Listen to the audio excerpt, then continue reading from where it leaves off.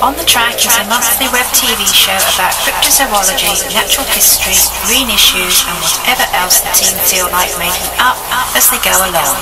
Enjoy!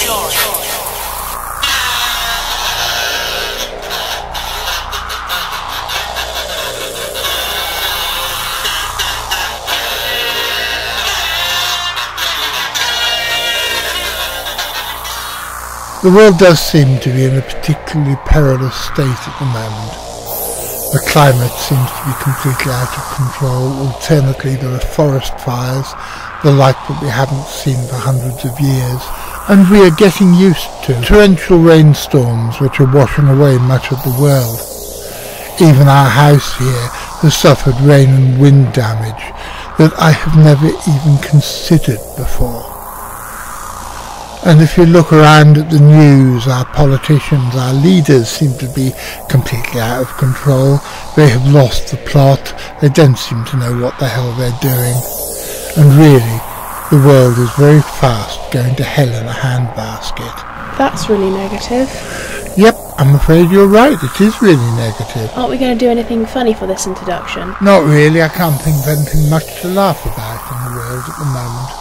My name's John Downs. And my name's Charlotte Phillipson. And welcome to another episode of On the Track.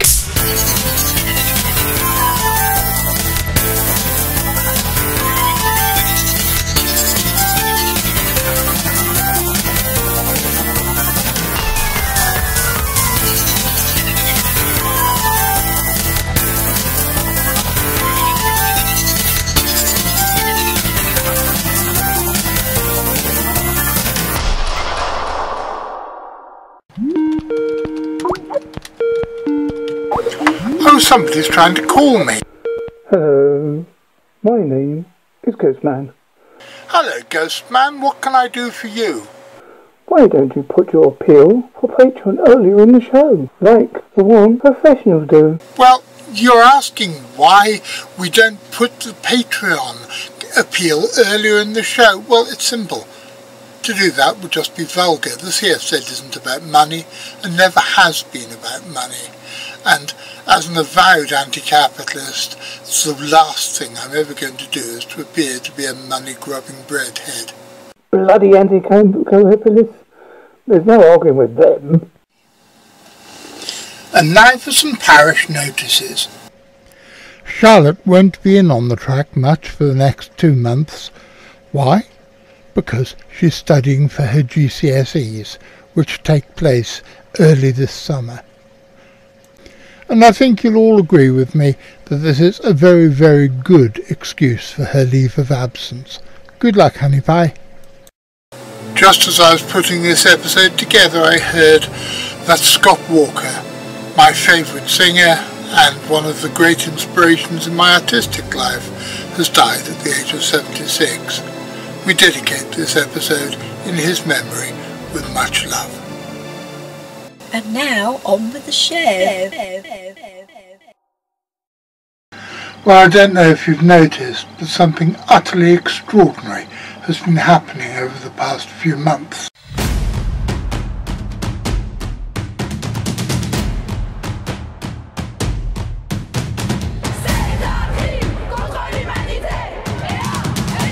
There are tens of thousands of children around the world who are striking for the climate and for their future.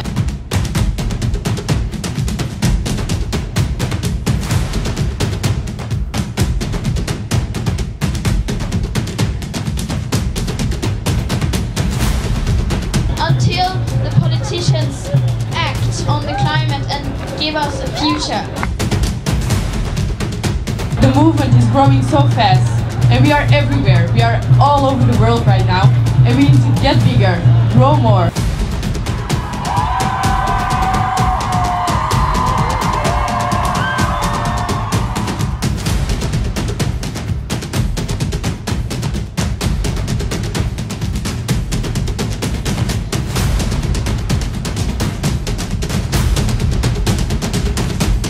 Please strike with us. So we decided that even though I was kicked out of school 42 years ago, and so it's been a long time since I could ever have pretended to have been a student, that we needed to join in. And so we did. I don't mean to be a pain in the neck and bang on about such things, but unfortunately, to get me ready to go out is a far more complicated deal than it once was. But between them, Graham and Charlotte did it, and soon I was sitting in the front seat of the car, Charlotte was sitting in the back seat of the car, and we were negotiating the rainy, muddy roads into Bideford. Well, I don't want to be accused of being blasphemous here by quoting this line out of context, but there is a phrase in the Bible saying that when 2 or 3 are gathered together. And although there were only a few more than that on Bideford Quay that rainy Friday morning, it really felt good to be standing together in protest against something which is uniting so many people, young and old, from around the world. One of Bideford Town Council paid us a visit, and Graham had a few words with him.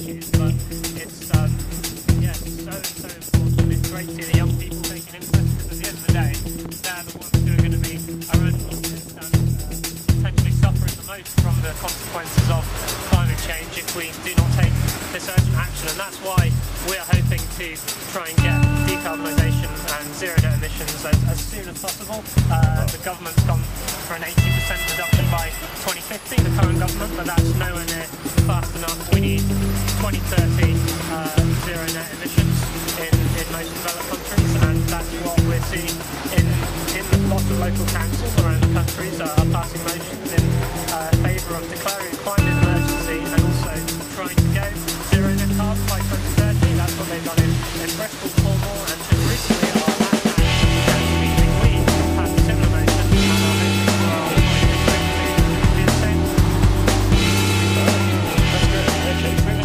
On Friday the 15th, 1.5 million students across the world protested against climate change. There was only 6 of us in Bideford, but it's a start, and we'll let you know how the protests develop. On Wednesday the 18th of January, my family and I visited Brightwell's auctions near Hereford to see some of the wonderful taxidermy for sale there. Before the auction began, we made a point of having a walk round and filming some of the more interesting pieces on display. Some of the more notable pieces were a kudu, an impala, 2 wild boar heads, an albatross, many birds of prey, 2 reeves pheasants, 2 sub-Saharan leopard skins, 2 red foxes, 2 geese, 2 mute swans, a reindeer, a red deer, and an African dwarf crocodile. The albatross was quite spectacular, however it was in a pretty poor state of preservation. Even though it was claimed at the auction to be a wandering albatross, to me it didn't seem large enough and was more likely one of the other 20 or so smaller species. The Maori used the wing bones of albatrosses to carve flutes, and in Hawaiian mythology, Laysan albatrosses are considered to be the Amakua, a family god, being sacred manifestations of the ancestors and quite possibly also the sacred bird of Cain, being the highest of the 4 Hawaiian deities. Japanese mythology, on the other hand, refers to the short-tailed albatross as the so-called idiot bird, due to its insular habit making it disregard terrestrial predators, and was considered an excellent target for consumption. Although all albatrosses are native to the southern hemisphere, some have even turned up in Britain. Over to Karina. On Friday the 8th of February this year, Toby Phelps and a friend were birdwatching off the Lizard Point, southern Cornwall. Describing what they saw, they said a bird was just coming round the corner of the rocks and heading towards Lizard Point. The bird remained low over the water, cruising on bent wings, so getting any detail was difficult.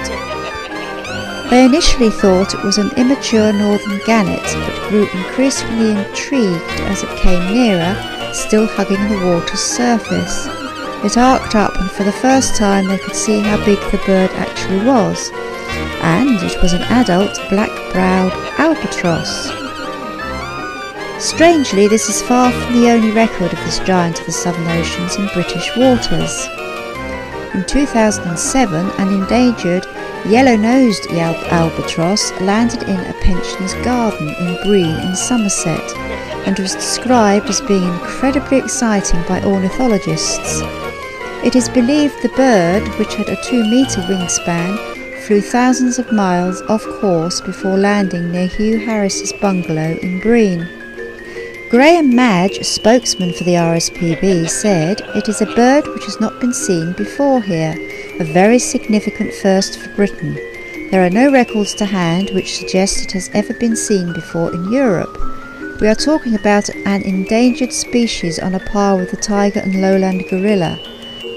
For bird watchers it is incredibly exciting, but they will be devastated to know they've missed it. Albatrosses are very quick movers indeed.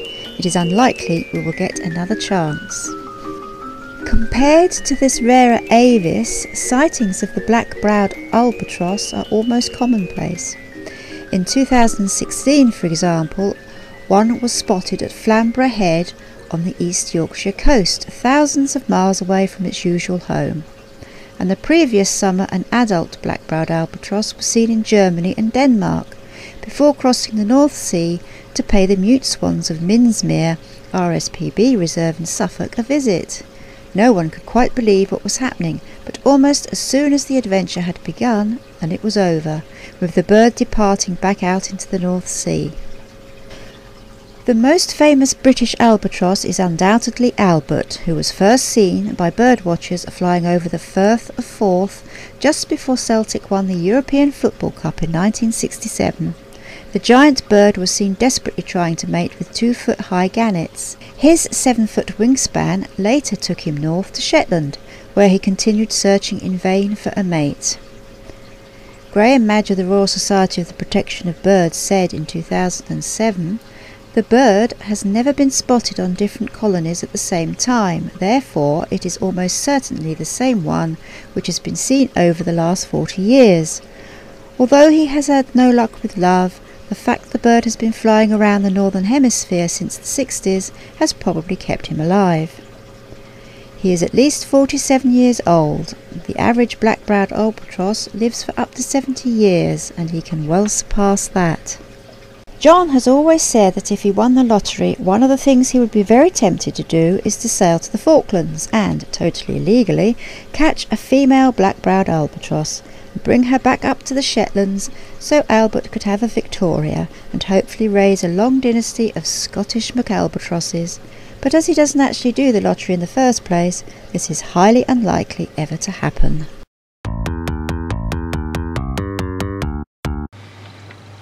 So, Charlotte, it's that time of the show again.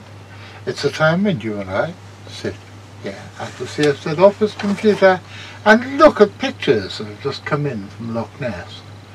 And I noticed when I came in the office this morning, this is, by the way, the 6th of March, that yesterday, a day when I didn't actually go online because I was in the hospital all day, having nasty things done to my foot, yesterday, The Sun, which as we all know is a wonderful newspaper, in fact this is the Scottish Sun, which is an even more wonderful newspaper, has said that Loch Ness monster hunters have gone wild as legendary beast Nessie is spotted twice in 5 days. And here we have the first picture! Charlotte, what do you think it is? It could literally be anything. Shall I zoom in on it? Let's see if we can...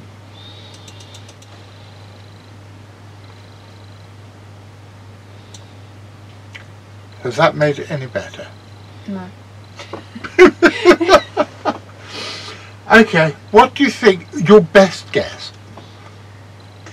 Because previously you said something looked like a giant underwater chicken. Well, we've talked about possibly seals being in Loch Ness, so it looks like it could be possibly a seal, but... Now that's been said, that's a sensible answer.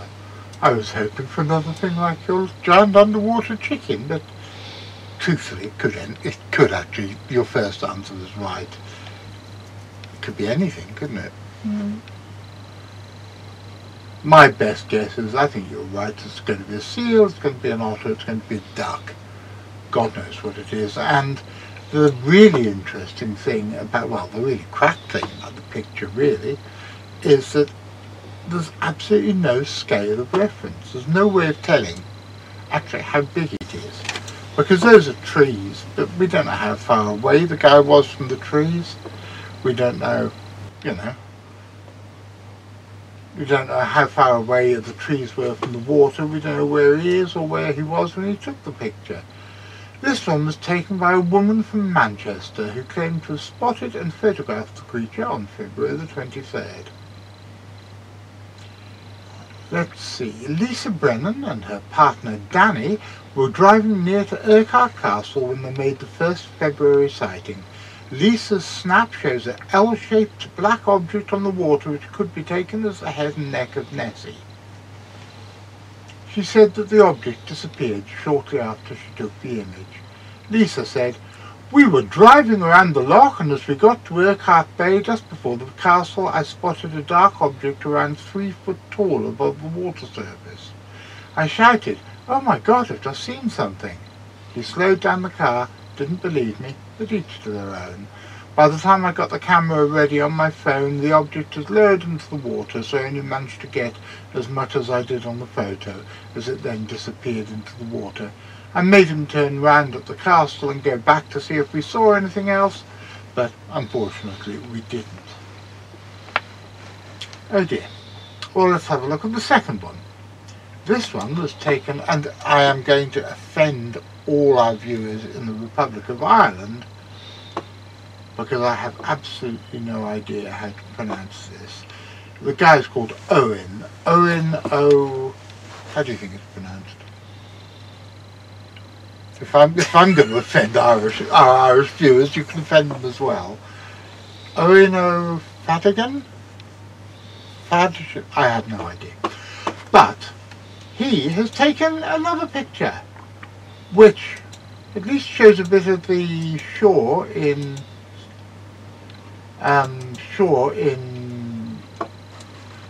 the background. So what do you think that is? It's literally just a grey dot. It looks like more like a speck of dust on the lens or something. It doesn't look like it's anything in particular at all. Oh dear. I was so to say that it was obviously a prehistoric monster. Let's look at Owen's story. He actually caught a picture. This one is another one of the pictures that got taken by a guy. This is quite interesting because it wasn't taken by a guy with a camera or a phone on the lake. It was on the lakeside. It was actually taken by somebody. Another one taken from somebody watching the official webcam. But yeah, it's a blur, I'm afraid. Let's see what he has to say. Owen said, "It's a great feeling you get when you've photographed something out of the ordinary in Loch Ness. Nessie is the dark shape on the surface of Loch Ness on the opposite side of the loch. I've been watching the webcam for about 20 minutes on the afternoon of the 27th when I noticed a dark object appear briefly. Seconds then, it was gone." I assume that means seconds later it was gone. "I replayed the live cam and stopped it to take the photo without zooming in. There was no other boat traffic on the loch at that time and the loch was calm." Well, I'm afraid I agree with you. Both of those pictures are, well, it's nice that people take them, it's nice that people are interested in such things, but they're pretty rubbish, aren't they? Yeah.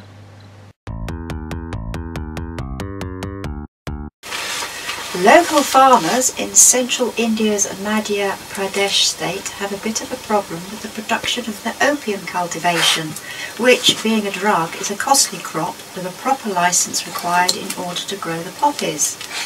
Some of the local bird life, however, namely parrots, are hampering the cultivation of the fields of poppies by waiting until the morphine-rich latex is exposed after the farmers slit the poppy pods to help them ripen. They then silently swoop into the opium fields, having also learned not to squawk, and frantically nibble off the stalks below the pod. The parrots have become so addicted that the farmers say they must be on near constant alert to stop the birds eating the seeds and getting high. Speaking about the bizarre behaviour of the birds, Dr. R.S. Chundawat, an opium specialist at a horticultural college in Mandsaur, said that the opium gives the birds instant energy, much like when a human drinks tea or coffee. He added that once the feeling was experienced by them, they would have quickly fallen prey to the addiction.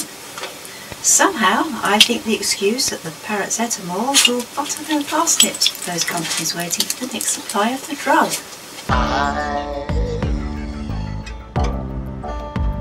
wish that I'd been nothing but a carrot instead of the junkie parrot. Now, boys and girls, what do we have here? And now it's time for a brand new feature for the show. It's time for On the Track Product Placement. There are all sorts of people who are friends and relations of the CFZ, and people who are members of the CFZ themselves who do all sorts of peculiar things. And now, each episode, we're going to give a brief roundup of some of these aforementioned things. Right, Weird Weekend North is back on the 6th and 7th of April 2019 at Vixton with Glazebrook Community Hall. This year we have yet again another very strong lineup of talks. We have Dr. Rob Gandy talking about Russington Horror. This strange and mysterious horror sighting we'll be finding more about. Steve Mera will be talking about the connection between UFO portals and the paranormal. Andy Ross will be looking into the story of the Durham Puma, that most mysterious of feline cryptids. Christopher Joseph and Chris Hill will be talking about Jeff, the very strange and extra special talking mongoose. Nathan Jackson will be giving a lecture on BHNs the world over, looking at some of the big hairy monsters that can be found worldwide. Glenn Vaudrey will be looking at the Risley Silverman mystery. Was it an alien that turned up in Risley in 1978, or something completely different? Steve Jones will be recalling the ghosts that he has met and other weird happenings that have occurred. James Newton will be looking at reports of Dogman. This upright, dog-faced Bigfoot will be well worth listening to. Richard Freeman will be giving a report on his expedition to Tajikistan looking for the gull. And Bob Fisher will be turning up as well with, once again, one of his most interesting talks that so far we have to keep secret. So once again, that's the 6th and 7th of April at Vixton with Glazebrook Community Hall, and a ticket for one day is £15. For both days, it's just £30. One of the best deals you'll get for any talk like this. Now it's over to Karina for a monthly visit to the Watcher of the Skies. I have always felt a curious affinity with this species of bird, probably because for 30 years I was a secretary, and this is a secretary bird. A highly specialised ground-dwelling bird of prey from an older family than the other Old World raptors. It is native to sub-Saharan Africa and is sadly non-migratory, so will never be a natural visitor to these shores. But I think you'd be surprised quite how many completely unexpected avian visitors Britain does have, and that's what this segment of On the Track is all about. Bernard Heuvelmans himself said that cryptozoology wasn't the study of monsters, but the study of unexpected animals, and in the UK what could be more unexpected than vultures, spoonbills and albatrosses? Yes, even the kings of the Southern Ocean have been seen in British waters. 2 species of albatross have been recorded in the UK in recent years. Not all of our feathered visitors are quite so spectacular, but nearly every day there is something exciting to greet the Watcher of the Skies. Ready, right, off we go. Jolly hockey sticks, eh, Prudence? Let's go, let's go. The devastating news this month was the destruction by fire of the world-famous observatory on Fair Isle.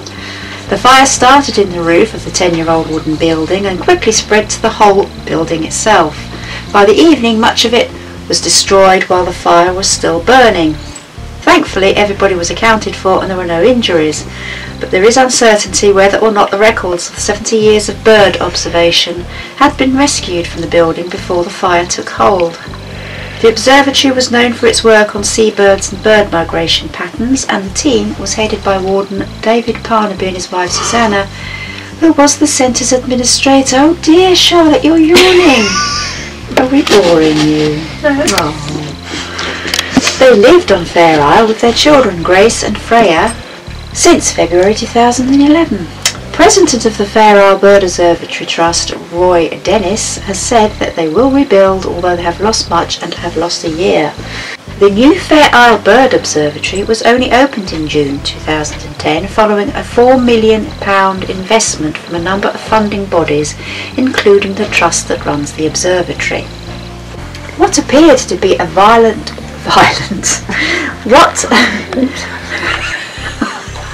See what's on my mind. Violence. What appeared to be a violet churaco was spotted in Tangmere during February during the weekend of the RSPB's Big Garden Birdwatch. This bird is native to West Africa and lives on a fruit-based diet, but there have been examples of churacos being spotted living in the wild in Britain. Most commonly, the white-cheeked churaco after escaping from captivity. Birdworld in Farnham, Surrey, were contacted in case it was an escapee, as they have a system where if there are any lost birds within any conservation place like Birdworld, they get in touch with each other. They had not had any reports through the nation of this bird being missing, and there was no ring on the foot. To date, I've not been able to find out what actually happened to this bird, but hopefully, if an escapee, the owners were located. A red-rumped swallow. Yes, Charlotte? Go on. A red-rumped swallow was seen at Youghal in County Cork between the 7th and 11th of March, which makes it the 5th to be reported in Britain and Ireland. This follows the 2 on the Isles of Scilly and Singles in Glamorgan and Pembrokeshire during the February pseudo-spring. It breeds in open hilly country of temperate southern Europe and Asia from Portugal and Spain to Japan, India, Sri Lanka and tropical Africa. The Indian and African birds are resident, but European and other Asian birds are migratory. They winter in Africa or India and are vagrants to Christmas Island and northern Australia. These swallows are usually found over grassland, where they hawk insects, and they may sometimes take advantage of grass fires and grazing cattle that flush insects into the air.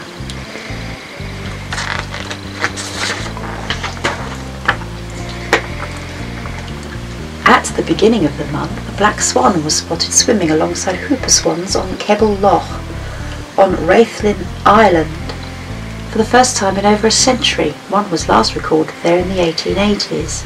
The birds, which have similar needs to native white-mute swans and flock towards the same sort of habitats, were first introduced to the UK as ornamental birds, and it is not unusual to see a black swan on Portmore Loch, as there are swans in private collections in the area. Another one was spotted on the loch before Christmas. They have also been seen in Inch, County Donegal recently, and there were media reports of one at the waterworks in North Belfast back in 2012. But despite this, the species is unlikely to become well established here because of competition for food from native breeds. There have been occasional reports of successful breeding attempts in the UK, but they have not become established.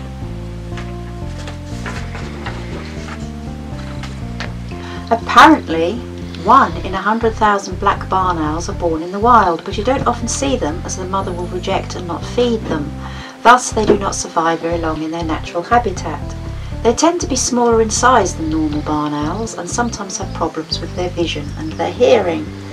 One such black barn owl is 4-year-old Eclipse, who lives at Coda Falconry, a bird of prey centre in Waltham Abbey. Business owner Sarah Jane Mannering says she has to use hand signals and whistles to compensate for Eclipse's impairments so he can pinpoint where to go. On the opposite side of the equation, pure white barn owls are also found, but they do survive in the wild and tend to be larger than normal barn owls. And that is it for this episode. Now it's time to go over John for the usual look at new and rediscovered species. Farewell.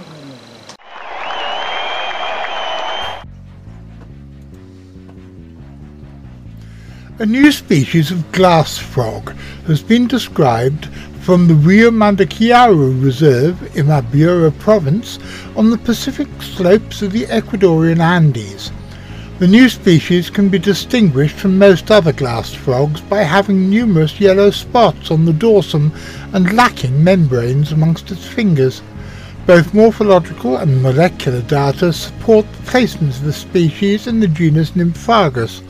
The authors who describe the new species suggest that relatively recent speciation is because of the linearity of the Andes. Finally, although the new species occurs within a private reserve, it is seriously endangered by mining activities. Thus, following IUCN criteria, it is now considered to be critically endangered. A new species of Nemapsis day gecko has been described in southern Sri Lanka, said to be rupicolous, which means it lives amongst rocks. No, I didn't know that either. Nemapsis ingorum was previously confused with C. kumarasingai. The new species differs from kumarasingai in having a lower number of ventral scales across the mid-body, scales on the ventral sides of the forelimb, and hind limbs smooth, and dorsal caudal scales unkeeled. Additionally, there are genetic differences between the species and they are also geographically separated. A new stiletto snake, Atractaspis, has been found from western Liberia and southeastern Guinea. The new species shares with morphologically similar West African Atractaspis species, Reticulata and corpulenta, the fusion of the second infralabial with the intermaxillary, but differs significantly enough to have been awarded full species status. Like all stiletto snakes, it can apparently bite you with its mouth closed. Don't ask me how that works. In fact, if anyone can tell us, please let us know. The new Atractaspis is likely to be endemic to the western part of the Upper Guinea forest zone and thus adds to the uniqueness of this diverse and threatened biogeographic region. The Western Ghats is an escarpment on the west coast of Peninsular India, housing one of the richest assemblages of frogs in the world with 3 endemic families, and now a new ancient lineage has been discovered from a high elevation massif in the Wayanad Plateau of the southern Western Ghats. Phylogenetic analysis reveals that the lineage belongs to Nathanalura and clusters with Nitrobatrachidae, a family endemic to the Western Ghats and Sri Lanka biodiversity hotspot. A new family, Astrobatrachinae, has been created with a new genus, Astrobatrachus, and species Astrobatrachus couriciana. The discovery of this species adds to the list of deeply divergent and monotypic or depauperate lineages with narrow geographic ranges in the southern massifs of the Western Ghats. The southern regions of the Western Ghats have long been considered geographic and climatic refugia, and this new relict lineage underscores the evolutionary significance. Depauperate, by the way, means lacking in numbers or variety of species. Still in India, and we've been in India most of this month's new and rediscovered, it's time to look at lizards. Sky islands are high elevation environments that are separated by warmer, low elevations, forming natural patches of unique montane habitat that often persists through changing climates.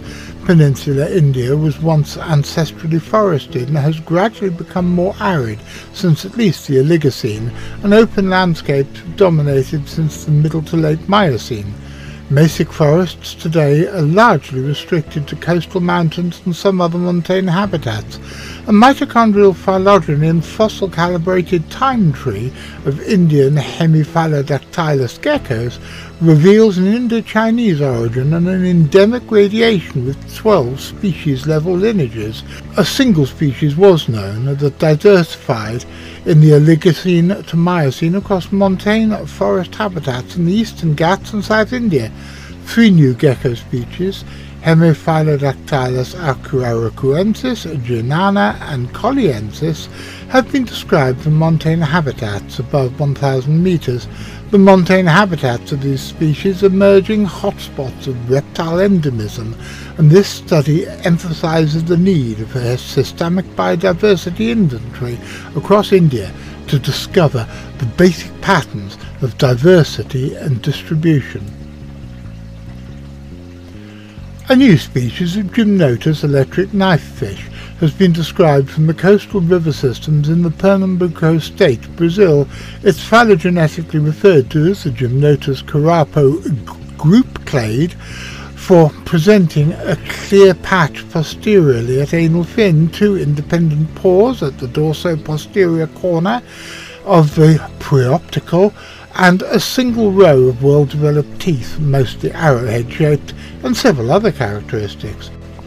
The new species is distinguished from all congeners in this group, however, by a unique set of characters of uncertain polarity, including the number of dark bands along the body 3 to 4 times wider than the pale interbands, with nearly straight margins, which are never broken anteriorly into irregular dark spots, and bands nearly uniform in colour.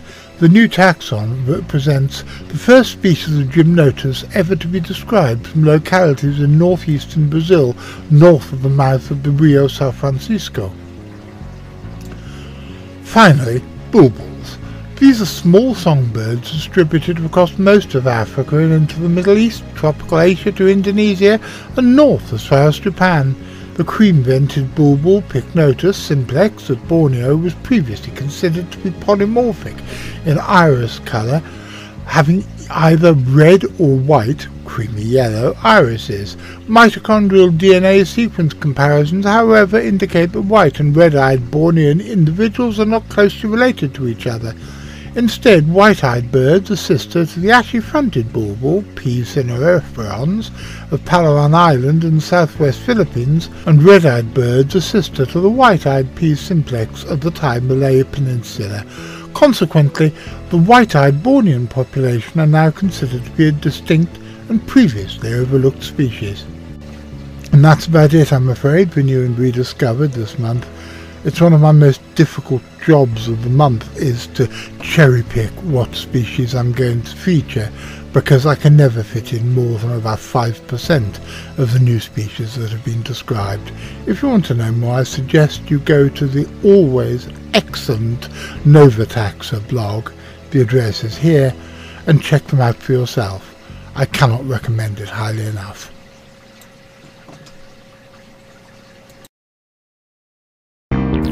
I would like to also point out that whereas every effort's been made to contact the copyright holders of these photographs, we believe that we are justified in reproducing them in this not-for-profit video using the policy of fair use.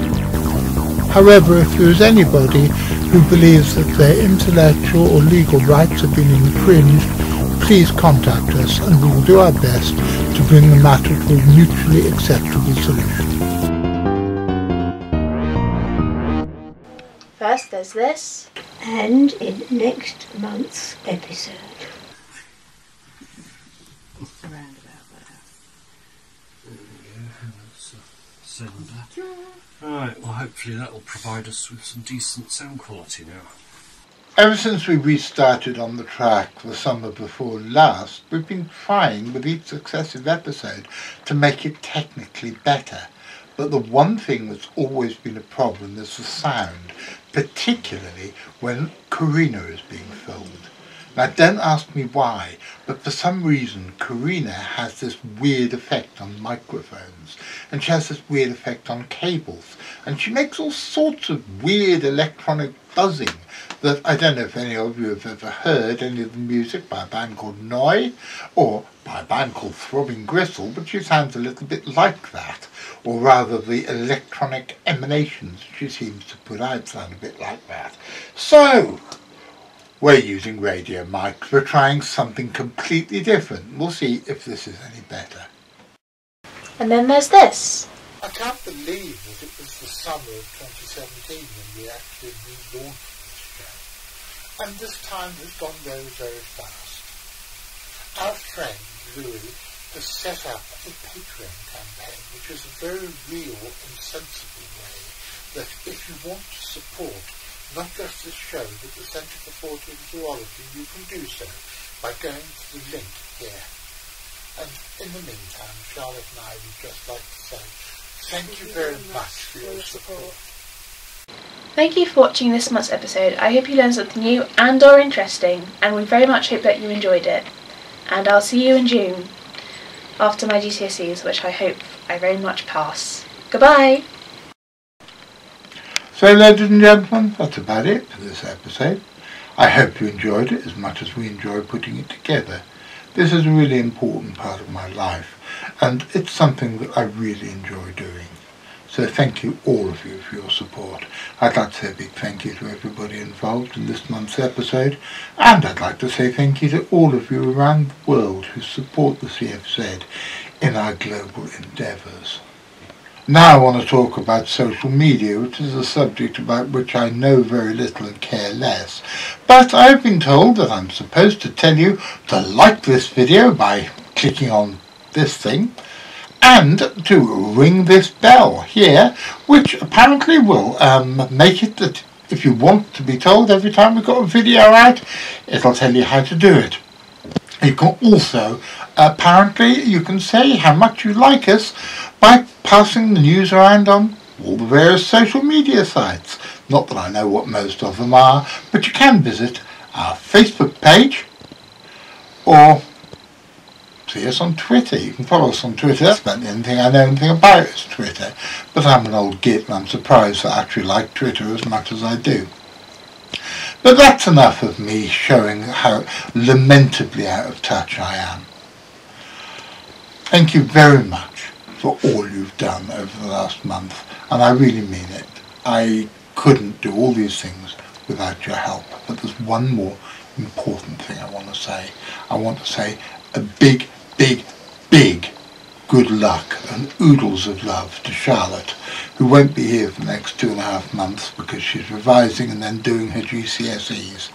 We've all got our fingers, toes and any other parts of our anatomy that we can think of all crossed, and we really, really, really send every bit of positive vibes we can to her. And we're going to miss you, baby, and we'll see you in a couple of months.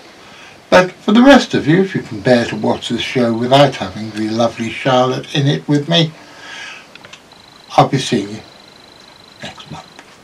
Be seeing you.